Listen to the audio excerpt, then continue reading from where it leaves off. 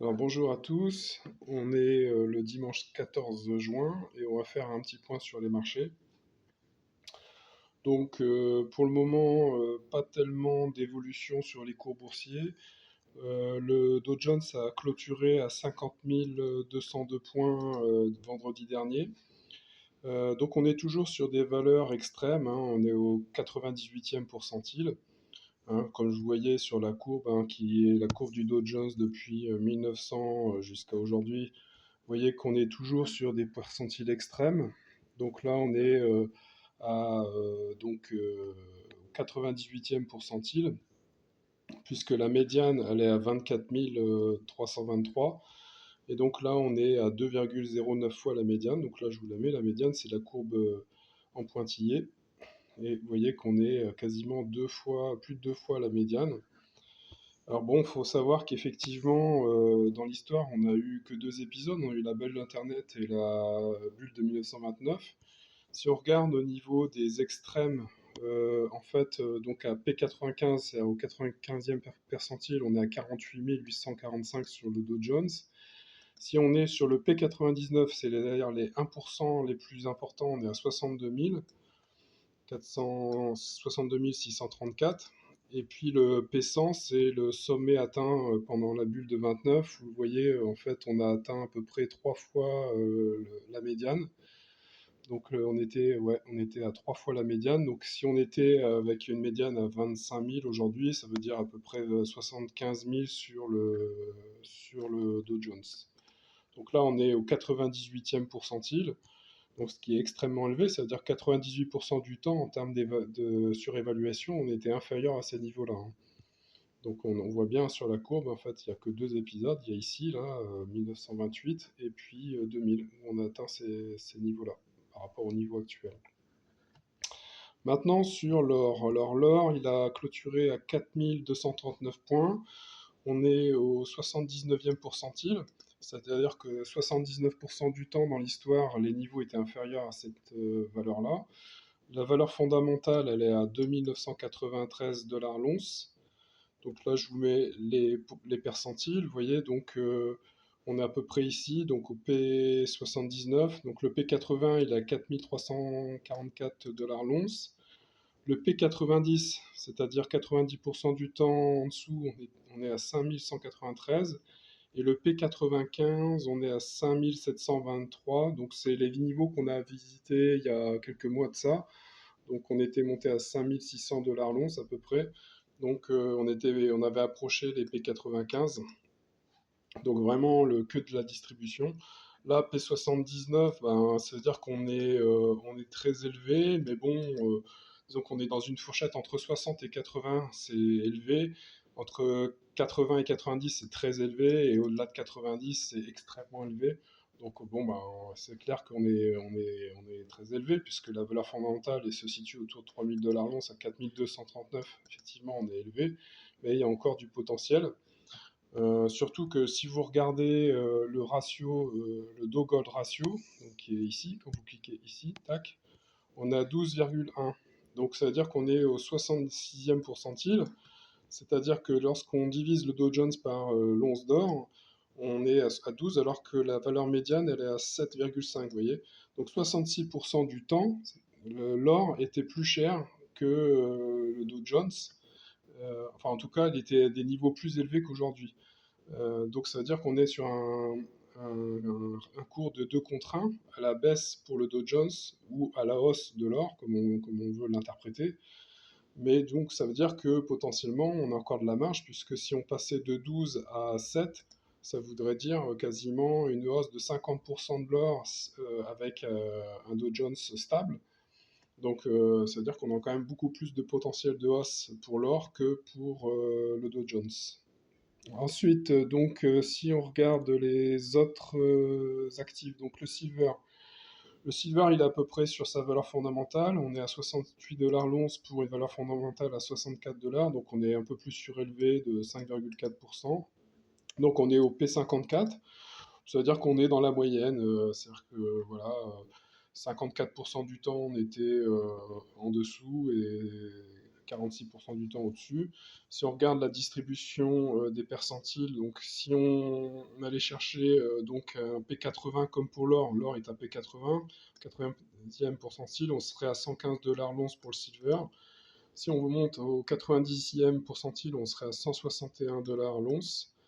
Et si on allait chercher les valeurs extrêmes, c'est-à-dire celles qu'on avait au moment de la bulle des années 80, on serait à peu près à 200, entre 200 et 500 dollars l'once. Bon, mais c'est des valeurs qui sont extrêmes et qui ont été atteintes qu'une fois dans l'histoire. Voilà. Au niveau du pétrole, le pétrole, lui, il est légèrement sous-évalué. Vous voyez qu'on est à 40, au P44, 44e percentile. Donc la valeur actuelle, elle est autour de 85 dollars le baril pour une valeur fondamentale de 90 dollars. Donc je vous rappelle, hein, la valeur fondamentale, elle s'obtient en faisant la régression. Donc je vais vous l'afficher. Donc là, vous cliquez sur pétrole, tac, et vous avez, vous voyez, donc la représentation du pétrole en grisé là, depuis 1900 jusqu'à aujourd'hui sur 126 ans. Et donc on fait la régression et ça nous permet de déduire la valeur fondamentale du pétrole, qui est la droite en pointillé. Donc on serait à 90 dollars aujourd'hui. Donc là, P44, on est un petit peu sous-évalué, un chouïa, mais ça reste raisonnable. Donc si on allait sur le P50, on serait à 90 dollars. Si on allait au P70, on serait à 124 dollars. Donc 70% du temps inférieur à ces niveaux-là. Et si on montait au P90, c'est-à-dire 90% inférieur en termes de niveau de valorisation, on serait à 176 dollars le baril. Maintenant, si on regarde le Bitcoin, alors le Bitcoin, sa valeur fondamentale, elle est autour de 120 000 dollars. 119 000 pour être plus précis. Donc là, on est clairement sous-évalué, on est 46% sous la valeur fondamentale. Donc là, le Bitcoin à 63 880 est extrêmement bon marché. Hein, si on regarde au niveau de la distribution, vous voyez qu'on est au 11e percentile. Donc ça veut dire que 89% du temps, on était supérieur en termes de valorisation. Donc si on revenait simplement au P20, on serait à 77 000, au P30, 91 000, P40, 105 000, donc P50, c'est la médiane, on sera à 119 000. Et puis si on va vers les percentiles plus élevés, donc le P70, c'est-à-dire 70% du temps inférieur, on serait à 152 000. Le P80, lui, il est à 191 000 et le P90 à 272 000. Donc là, au-delà de P90, on serait en bulle sur le Bitcoin et ça se négocierait entre 270 000 et 300 000 dollars pour la bulle sur le Bitcoin, quoi. Donc là, actuellement, à P11, on est extrêmement sous-évalué. Donc il y a un très très fort potentiel de progression à la hausse. Au niveau du SP500, il se paye 26,7 fois les bénéfices. Price to sell 3,48 fois. Donc là, price to sell c'est extrêmement élevé. On n'a jamais eu des niveaux donc de cours sur chiffre d'affaires aussi élevé, notamment avec l'introduction de SpaceX en bourse, là, qui se paye 90 années de bénéfices. Mais bon, en moyenne, le SP500 se paye 3,48 années, sachant que vous voyez, la médiane, elle est autour de une fois le chiffre d'affaires. Donc on est 3 fois et demi plus élevé que la médiane historique. La valeur équitable est à 7482 pour un cours actuel autour de 7431. Donc on est légèrement sous-évalué de 0,7%. Donc je vous rappelle comment on calcule la valeur fondamentale, bah, c'est 200 fois le bénéfice par action au carré divisé par le chiffre d'affaires sur l'ensemble des entreprises du SP500. Donc actuellement, le bénéfice par action moyen du SP500, c'est 284 dollars par action et le chiffre d'affaires, 2161 dollars par action. Donc par la formule, là, on retrouve la valeur fondamentale, 7482. Donc il y a encore, je dirais, une marge de progression. Maintenant, ce que je voudrais attirer votre attention, c'est sur le calendrier. Donc le calendrier, vous voyez qu'actuellement, le RSI du Dow Jones, il est à 58,4. Donc c'est plutôt neutre. Par contre, donc, ça fait 76 jours qu'il n'est pas passé sous les 35. Sachant que la médiane, elle est à 70, enfin la médiane, elle est à P50 à 70 jours. Donc il y a 50% de chance à peu près, enfin 52% de chance si on est, voilà, on taquine un peu la précision, 52% de chance d'avoir une correction de RSI sous les 35. Et si on a cette correction, ça voudrait dire une chute à peu près 6,8% du Dow Jones. Donc ça nous amènerait un Dow Jones à 47 700 et un SP500 à 6 924 points. Voilà. Sachant qu'effectivement, le P60, c'est-à-dire 60% de chance d'avoir une correction, serait autour du 14 juillet. Et le 80%, c'est-à-dire que si on ne corrige pas, c'est-à-dire qu'on ne passe pas sous les 35 au RSI, ça nous amènerait au 7 octobre 2026. Donc, c'est-à-dire qu'à partir du 7 octobre 2026, on a 80% de chance d'avoir une correction. Donc là, pour l'instant, on n'est qu'à 52%, donc ce qui est quand même, c'est une chance sur deux, quoi, hein, d'avoir une correction de l'ordre de 6,8%. Voilà, et après, si on regarde au niveau des perspectives, donc là, vous cliquez sur perspective. Comme l'année actuelle, c'est l'année des midterms, en moyenne, a fait du 4,6% par an.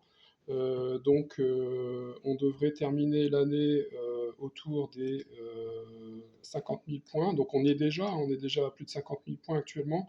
Donc, ça devrait être assez flat jusqu'au restant de l'année. Et le SP500 devrait clôturer à 7 129 points à peu près. Donc là, on est légèrement surévalué. Donc on pourrait avoir une correction de 5 à 10% sur le SP500 pour terminer l'année autour de 7100 points. Hein, sachant qu'effectivement, l'année midterm, c'est la moins bonne. Je vous mets, si vous voulez voir à peu près les épisodes, vous voyez, midterms. Sous Biden 2020, on avait fait -8. Sous Obama 2008, on a fait +11. Sous Nixon 1972, en midterms, on avait fait -27. Sous Reagan, +19. Sous Trump, -5,6. Vous voyez, il y a quand même pas mal d'années négatives. En moyenne, donc l'année des midterms, elle fait du 4,6% de rendement annuel sur le Dow Jones et la médiane 3,5%. Et si on va chercher dans une année plutôt négative, c'est-à-dire 25% du temps, elle fait -8%. Donc si on tient compte de ces résultats, effectivement, on devrait donc arriver d'ici la fin de l'année autour de 50 000 points sur le Dow Jones et 7 129. Pour 2027, par contre, là, vous voyez que l'année préélectorale, on est à plus 16% en moyenne. Donc ça nous amènerait d'ici la fin de 2027 à un Dow Jones pas loin des 60 000 points et du SP500 autour des 8 462 points. Voilà, bah écoutez, je vous souhaite une bonne semaine, une bonne fin de week-end et je vous dis à bientôt.